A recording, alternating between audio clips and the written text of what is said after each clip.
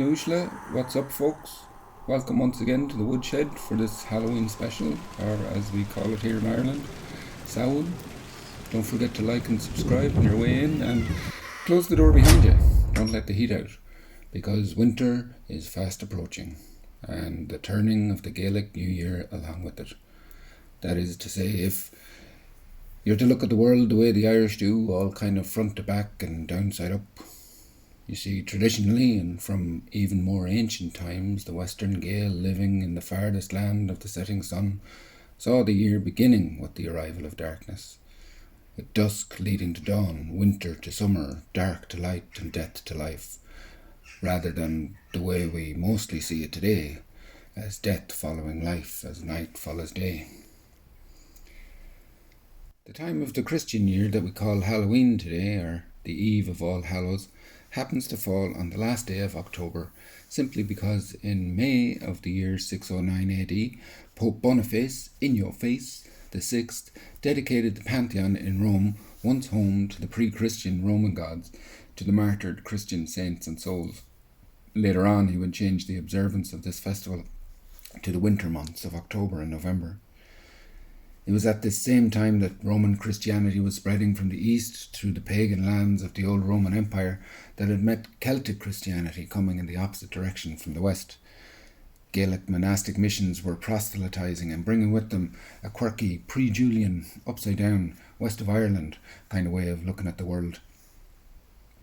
The old Gaelic New Year's festival called Samhain was celebrated throughout Celtic Europe in pre-Roman times as Somnios. Samhain falls on the cross-quarter day, which falls midway between the autumn equinox and the winter solstice. It marks the end of summer, the word for which in Gaelic is saura. From the Neolithic farming era onward, summer began when the sowing was done at the end of May and ended with the harvesting of what was sown. Indeed, the words summer, saura, Samhain, sowing, season, and somnia, meaning to sleep, they all have the same etymological root, and so to the harvesting of souls. For those who husband the golden grain and fling it to the winds like rain, they themselves to the dark earth are turned, sown, grown, and harvested again. Samhain marks the beginning of the season of the harvest of souls, those deadly, dark and cold, hard months when the Cailleach, hag of the mill, grinds our bones to make her bread and stock her larder.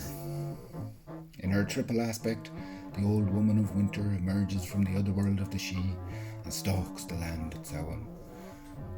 They're known to the Norse as the Norns, to the Greeks as the Fates, the weird sisters of Macbeth to Shakespeare, and to the Gael as the Dark Morrigne. They are the great queen Morrigan, Macha, the nightmare, and Baive, the crow of battle. Midwives of time and fate, together they rule the destinies of mortals, testing our will, our mettle and temper. In ancient times, young warriors at Samhain, in places like Owenagat at Rockrohan, would brave the dark doorways of the She, daring to confront the fates in their underground domain, spending time in the darkness as a test of their courage and wits. Carl Jung called that shadow the anima, and spoke of the waking nightmare of animus possession which wreaks havoc in a man's life. Dominated by his female shadow, he becomes a spineless turd, lost and alone in a twisted labyrinth of indecision and confusion, mired in despair, where, to quote the bard, fair is foul, and foul is fair. But the heroic among us, they react like Gall MacMorna of the Fianna, when the hag of the mill came screaming out of the caves of Kish to avenge her two sisters, her razor-like snaggle-teeth bared, ready to eviscerate and devour the hero. He called out in defiance as he drew his sword and entered the fray. I don't know which is worse, the thought of being chewed up by them hideous teeth, or the thought of being entombed forever in your hideous face. There's a wonderful depth of wisdom and sensitivity in these old stories, and it seems that the ancients across civilizations encoded a sophisticated understanding of biopsychological processes in their storytelling, their art, their statuary, their architecture, and even in aspects of the landscape. Using an artistic technique called gestalt switch or double exposure, they formed a meta picture, that is to say, an image within an image. It's becoming more and more apparent by the day that the knowledge hidden in plain sight in this way wasn't merely random fantasy or stories of witches or simple pagan idolatry, but a sophisticated understanding of the brain and biological function of consciousness itself. To the Babylonians, Ishtar, Inanna to the Sumerians, the hag takes her lover into the otherworld, where he is sacrificed to the darkness in order that she may escape.